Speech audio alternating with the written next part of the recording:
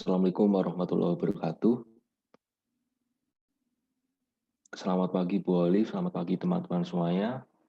Perkenalkan, nama saya Rizal Pramuditya Wardana, nomor mahasiswa 30200. Anggota kelompok lain ada Rejoy Akbar Doi Parore, nomor mahasiswa 30101. Yang kedua ada Andriansah, nomor mahasiswa 30197. Yang ketiga ada Triadi Prakoso, nomor mahasiswa 29868. Kami dari kelompok 9 akan mempresentasikan tentang hasil diskusi kelompok kami, yaitu tentang pengambilan keputusan konsumen dan difusi inovasi. Next.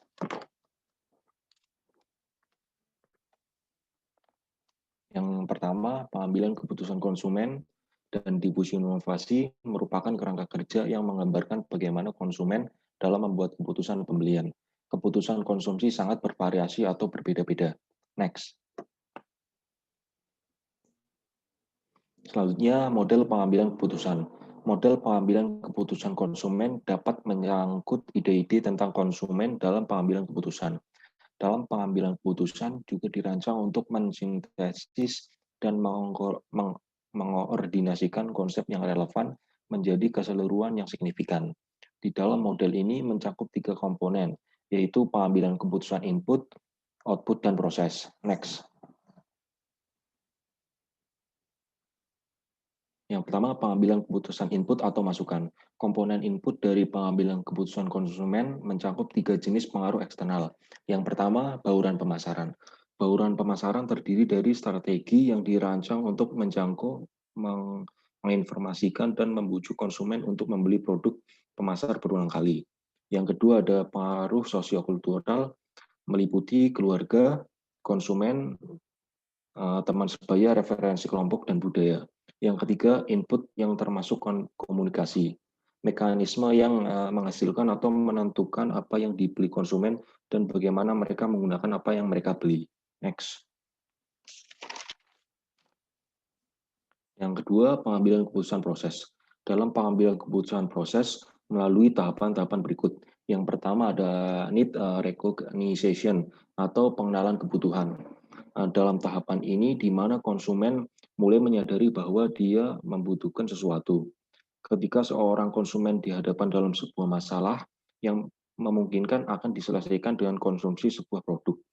Yang kedua ada pre-purchase search atau pencarian sebelum pembelian. Di dalam tahapan ini ketika konsumen menyadari adanya kebutuhan tersebut, kemudian konsumen akan mencari informasi tentang produk yang akan mereka beli. Bisa melalui pengalaman yang pernah dialami sebelumnya. Misal kita butuh untuk mencari handphone. Nah, pengalaman sebelumnya sudah pakai merek A, B, atau C. Dan bisa juga lewat extensive search dengan browsing atau search lewat Google, Marketplace, dan sebagainya, sesuai kebutuhan yang akan kita konsumsi. Yang ketiga ada brand set atau kumpulan merek. Pertimbangan konsumen saat ingin mengonsumsi sebuah barang, yang pertama ada evoke set, yang kedua ada in-app set, dan yang ketiga ada inner set. Yang selanjutnya ada pengambilan keputusan konsumen atau consumer decision rule. Pengambilan keputusan konsumen atau decision rules mengevaluasi secara logis yang merupakan brand-brand yang logis atau mempunyai manfaat lebih saat ingin membeli sebuah produk. Sekian dari saya, presentasi selanjutnya akan dilanjutkan oleh teman saya. Saya dari Prakoso akan melanjutkan presentasi dari teman saya sebelumnya. Pengambilan keputusan output. Bagian output dari model pengambilan keputusan konsumen terdiri dari 1. Keputusan pembelian konsumen menentukan pilihan produk.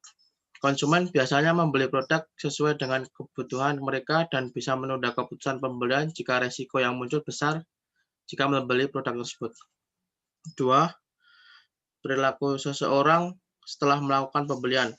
Ada 2 hal kegiatan yang berhubungan erat setelah konsumen melakukan proses pengambilan keputusan, yaitu pembelian dan evaluasi produk setelah pembelian.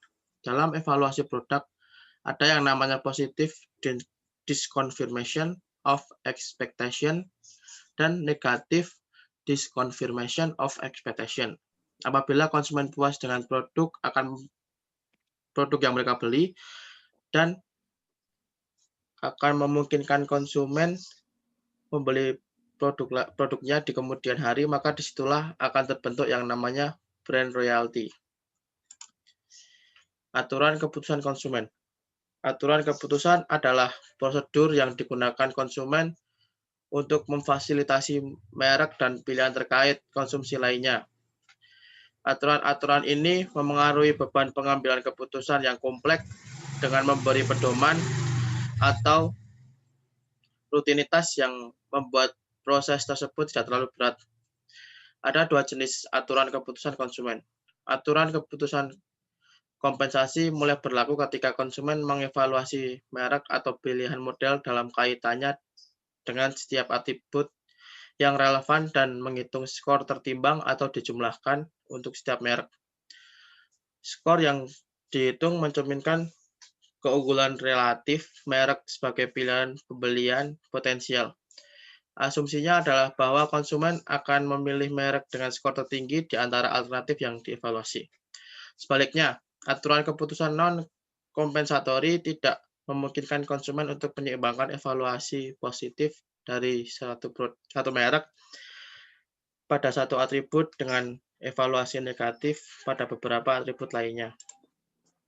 Ada 3 jenis aturan non-kompensatori. Dalam mengikuti aturan keputusan konjungtif, konsumen menetapkan level terpisah dan dapat diterima minimal sebagai titik potong untuk setiap atribut. Jika ada merek atau model tertentu yang berada di bawah titik batas pada salah satu atribut, opsi tersebut dihapus dari pertimbangan lebih lanjut, karena aturan penghubung dapat menghasilkan beberapa alternatif yang dapat diterima. Dalam kasus seperti itu, konsumen perlu menerapkan aturan keputusan tambahan untuk sampai pada pilihan akhir. Misalnya, menerima merek pertama yang memuaskan. Aturan konjungtiva sangat berguna dalam mengurangi jumlah alternatif yang akan dipertimbangkan dengan cepat. Konsumen kemudian dapat menerapkan aturan keputusan lain yang lebih halus untuk sampai pada pilihan akhir. Dalam mengikuti aturan keputusan leksikografik, konsumen pertama-tama memeringkat atribut dalam hal relevansi atau kepentingan yang dirasakan. Konsumen kemudian membandingkan beberapa alternatif dalam hal atribut tunggal yang dianggap paling penting. Jika satu opsi mendapat skor cukup tinggi pada atribut peringkat teratas ini, itu terlepas dari skor pada atribut lain dimanapun. Itu dipilih dalam proses berakhir. Itu dipilih dan prosesnya berakhir. Ketika ada 2 atau lebih alternatif yang bertahan, proses diulangi dengan atribut peringkat tertinggi kedua, dan seterusnya. Sampai konsumen mencapai titik di mana salah satu opsi dipilih karena melebihi yang lain pada atribut tertentu. Dengan aturan leksikografik, atribut dengan peringkat tinggi yang diterapkan pertama kali dapat mengungkapkan sesuatu tentang orientasi konsumen dasar atau belanja individu. Misalnya, aturan beli yang terbaik mungkin menunjukkan bahwa konsumen berorientasi pada kualitas. Aturan beli merek yang paling bergengsi mungkin menunjukkan bahwa konsumen berorientasi pada status. Aturan beli yang paling murah mungkin mengungkapkan bahwa konsumen berpikiran ekonomi. Berbagai aturan keputusan tampak lumrah. Menurut survei konsumen, 9 dari 10 pembeli yang pergi ke toko untuk membeli barang-barang yang sering dibeli memiliki strategi belanja khusus untuk menghemat uang. Yang pertama, loyalitas praktis. Saya cut dulu, ada azan. Saya lanjutkan presentasi saya. Tadi yang pertama, loyalitas praktis. Mereka yang mencari cara untuk menghemat merek dan produk yang akan mereka beli. Yang nomor 2, pembelian harga garis bawah.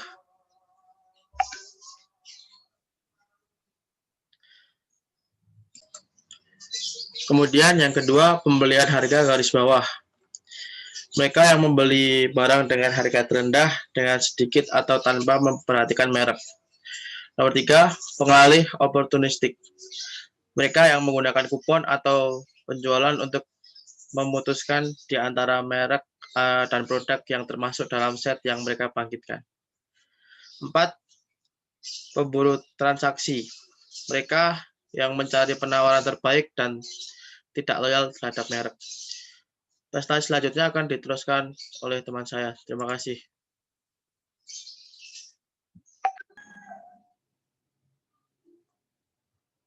Saya akan melanjutkan presentasi dari teman saya yang selanjutnya perilaku pemberian hadiah konsumen.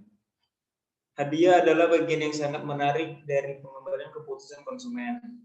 Hadiah mewakili pembelian sehari-hari yang lebih dari biasanya karena bersifat simbolis. Dan sebagian besar acara penting atau misal hari ibu, ulang tahun, pertunangan, pernikahan, wisuda, dan banyak pencapaian lainnya.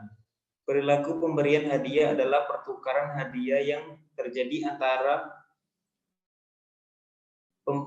pemberi dan penerima. Definisi ini bersifat luas dan mencakup hadiah yang diberikan secara sukarela atau sekedar memberi tahu Anda bahwa saya memikirkan Anda, serta hadiah yang merupakan kewajiban atau saya harus memberinya hadiah. Itu termasuk hadiah yang diberikan kepada atau dan diterima dari orang lain dan hadiah untuk diri sendiri. Selain itu, sebagian besar produk yang kita sebut sebagai hadiah sebenarnya adalah barang yang kita beli untuk diri kita sendiri. Pemberian hadiah mewakili komunikasi simbolik dengan arti mulai dari ucapan selamat, cinta, dan penyesalan hingga kewajiban dan dominasi. Sifat hubungan antara pemberi dan penerima hadiah menentukan hadiah yang dipilih, tetapi juga dapat berdampak pada hubungan selanjutnya antara pemberi dan penerima. Ada beberapa jenis hadiah. Next.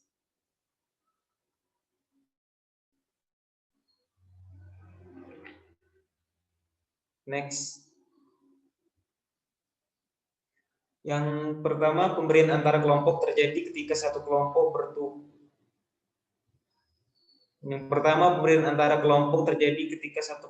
bertukar hadiah dengan kelompok lain, atau seperti satu keluarga dengan yang lain. Demikian pula hadiah yang diberikan kepada keluarga akan berbeda dengan yang diberikan kepada anggota keluarga secara individu. Misalnya, hadiah pernikahan yang masuk akal dapat mencakup produk untuk mengatur rumah tangga daripada hadiah yang akan digunakan secara pribadi oleh pengantin perempuan atau laki-laki. Yang kedua, pemberian antara kategori terjadi ketika seseorang memberikan hadiah kepada kelompok atau seseorang teman memberi pasangan hadiah ulang tahun, atau kelompok memberikan hadiah kepada seseorang atau teman ikut serta memberikan teman lain hadiah ulang tahun bersama. Strategi pemilihan hadiah membeli untuk penerima bersama atau membeli dengan seseorang sangat berguna ketika menghadapi situasi penerima yang sulit, ketika sepertinya tidak ada yang bisa memuaskannya. Strategi ini juga dapat diterapkan untuk mengurangi beberapa tekanan waktu yang terkait dengan belanja untuk sejumlah besar hadiah yang dipertukarkan selama ritual pemberian hadiah musim Natal Amerika. Misalnya, seseorang konsumen dapat memilih untuk membeli 5 hadiah antara kategori untuk 5 pasangan bibi dan paman. Pemberian antar kategori. Daripada membeli 10 hadiah pribadi untuk 5 bibi dan 5 paman atau hadiah antar pribadi, dengan cara ini lebih sedikit waktu, uang, dan usaha yang dapat dikeluarkan. Next. Yang ketiga, pemberian intro-group ditandai dengan sentimen kami memberikan ini untuk diri kami sendiri. Artinya, suatu kelompok memberikan hadiah kepada diri sendiri atau anggotanya. Misalnya, pasangan dengan menghasilkan ganda mungkin mendapati bahwa jadwal kerja yang membatasi waktu luang yang dihabiskan bersama sebagai suami dan istri. Oleh karena itu, hadiah ulang tahun atau kepada kami dari akhir pekan yang panjang di Las Vegas akan menjadi contoh hadiah introgroup. Itu juga akan memperbaiki masalah pasangan yang tidak menghabiskan cukup waktu bersama. Sebaliknya, pemberian antar pribadi terjadi hanya antara dua individu. Pemberian hadiah dan penerimaan hadiah sesuai sifatnya. Hadiah antar pribadi adalah intim karena memberikan kesempatan bagi pemberi hadiah untuk mengungkapkan pendapatan tentang penerima hadiah. Hadiah yang berhasil mengkomunikasikan bahwa pemberi mengetahui dan memahami penerima dan hubungannya, misalnya sepasang manset yang tepat yang diberikan kepada seseorang teman dipandang oleh penerima sebagai dia benar-benar mengenal saya. Sebaliknya, pembuka kaleng listrik yang diberikan sebagai kado hari Valentine. Ketika penerima mengharapkan kado yang lebih intim, biasanya berarti hubungan yang memburuk. Next. Peneliti telah menemukan bahwa pemberi hadiah pria dan wanita merasa lebih nyaman memberikan hadiah kepada sesama jenis. Namun, mereka juga mengalami perasaan yang lebih intens hubungan dengan hadiah yang diberikan kepada lawan jenis. 23 selain itu, meskipun wanita mendapatkan lebih banyak kesenangan daripada pria dalam memberikan hadiah, dan secara umum memainkan peran dominan dalam pertukaran hadiah. Kedua jenis kelamin sangat dimotivasi oleh perasaan kewajiban. Lebih jauh lagi, semua orang tahu bahwa memiliki dan memberikan hadiah seringkali menyebabkan kecemasan pemberian hadiah di pihak pemberi, penerima, dan situasi pemberian hadiah. Oleh karena itu, pengetahuan tentang perbedaan gender berguna bagi pemasar. Karena ini menyiratkan bahwa dukungan tambahan mungkin dihargai pada saat pembelian atau saat berada di toko. Ketika konsumen sedang mempertimbangkan hadiah untuk penerima lawan jenis. Next. Selanjutnya ada jenis inovasi. Yang pertama, inovasi berkelanjutan memiliki pengaruh paling tidak mengganggu pada perilaku yang sudah mapan. Ini melibatkan pengenalan produk yang dimodifikasi daripada yang terbaru mikroskopis, daripada produk yang sama sekali baru. Contohnya termasuk Apple MacBook yang baru didesain ulang. Versi terbaru, mikroskop Office, cuki Oreo rendah lemak. Yang kedua, inovasi yang berkelanjutan secara dinamis. Agak lebih mengganggu daripada inovasi berkelanjutan, tetap tidak mengubah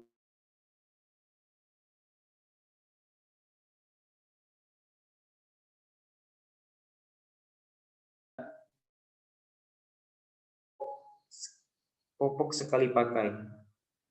Yang terakhir, inovasi yang tidak berkesinambungan menuntut konsumen untuk mengadopsi perilaku baru. Contohnya termasuk pesawat terbang, radio, TV, mobil, mesin fax, PC, perekam kaset video, alat tes mandiri medis, dan internet. Selanjutnya akan dilanjutkan oleh teman saya.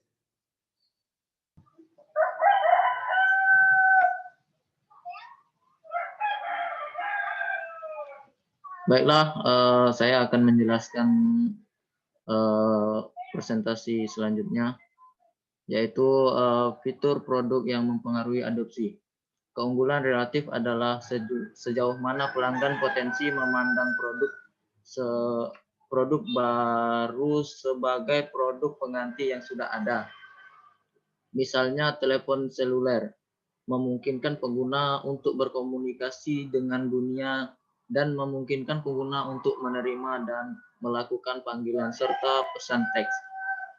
Kompatibilitas adalah sejauh mana konsumen potensial merasa produk baru konsisten dengan kebutuhan, nilai, dan praktik mereka saat ini. Misalnya keuntungan dari 3MS Scott Top Up Tape Strip adalah lebih mudah digunakan daripada selotip untuk tugas-tugas tertentu seperti membungkus kado, namun tidak menunjukkan pembelajaran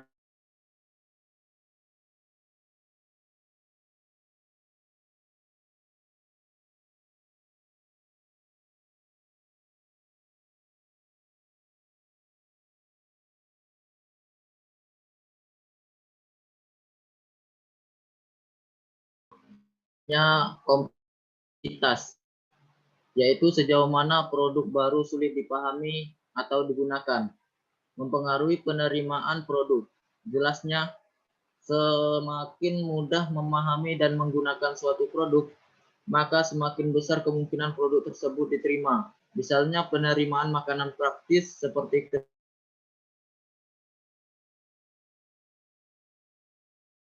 microwave umum karena kesiapan dan penggunaannya. Selanjutnya, variabilitas, mengacu pada sejauh mana produk baru dapat dicoba secara terbatas. Semakin besar kesempatan untuk mencoba produk baru, maka semakin mudah bagi konsumen untuk mengevaluasi produk dan akhirnya mengadopsi secara umum produk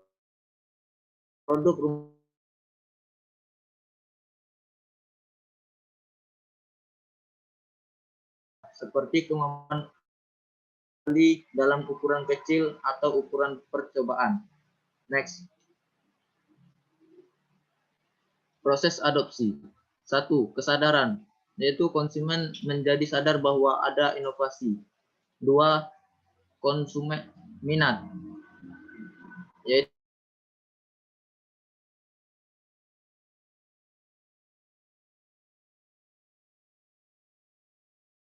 dari inovasi dari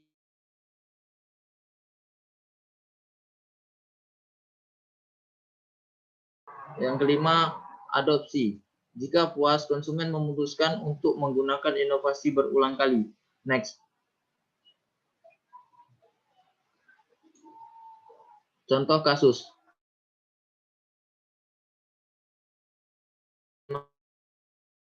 Kebuka di Indonesia, seperti halnya situs layanan jual beli, menyediakan sarana jual beli dari konsumen ke konsumen,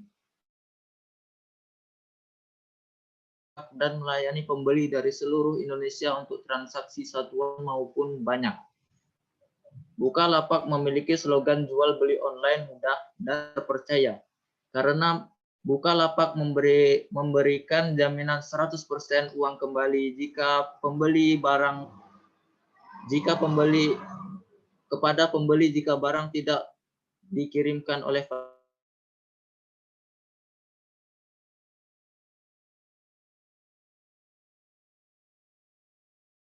seorang Ahmad Zaki, CEO Bukalapak Marketplace asal Indonesia.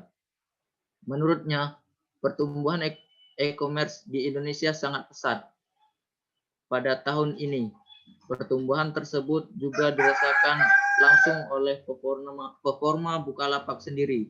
Zaki pun menilai ini baru permulaan. Pihaknya harus terus bergerak aktif dan berinovasi. Zaki pun menitik beratkan pada inovasi yang memiliki diferensiasi kuat yang harus dimiliki oleh Bukalapak dibanding pemain sejenis. Dari sini Bukalapak setidaknya ada beberapa inovasi. Next.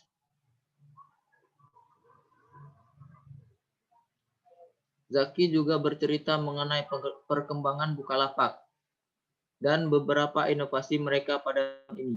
Inovasi-inovasi tersebut diantaranya adalah produk buka jasa, agen Bukalapak, dan produk yang akan datang, buka emas. Meski baru hitungan bulan, Zaki mengklaim bahwa produk Bukareksa dan agen Bukalapak sudah menunjukkan performa yang mentereng. Zaki juga menilai ini hal yang baik. Artinya, teknologi mampu mendorong konsumsi produk yang dulunya kurang dilirik menjadi semakin dilirik konsumen. Produk investasi pun semakin dikenal luas masyarakat Indonesia sampai ke pelosok negeri. Inovasi selanjutnya yang Bukalapak keluarkan adalah agen Bukalapak. Sebenarnya Zaki ingin menamakan produk ini dengan sebutan Bukalapak masuk desa. Inti dari konsep produk ini adalah Bukalapak ingin memberdayakan ekonomi daerah. Next.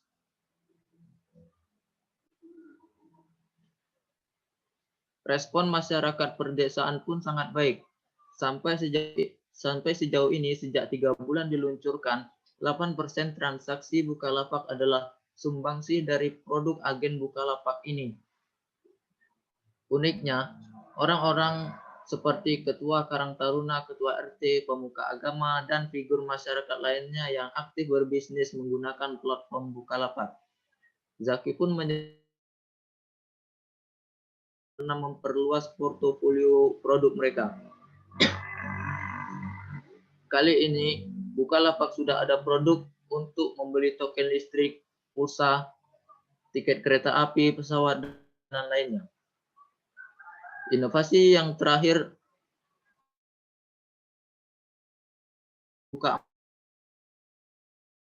diluncur ke depan.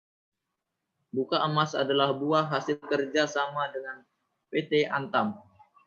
Menurut data Antam, transaksi emas di negeri ini mencapai 200 triliun dalam setahun. Dan bukan hanya itu saja. Dalam penyambutan bulan suci Ramadan, Bukalapak juga memperkenalkan promo mereka yang bertajuk Buka Amplop. Dengan promo ini, konsumen yang berbelanja sepanjang bulan Ramadan akan mendapatkan kejutan amplop dari Bukalapak berupa saldo untuk buka dompet mereka yang bisa digunakan untuk pembelanjaan berikutnya. Next. Sekian presentasi dari kelompok kami. Terima kasih.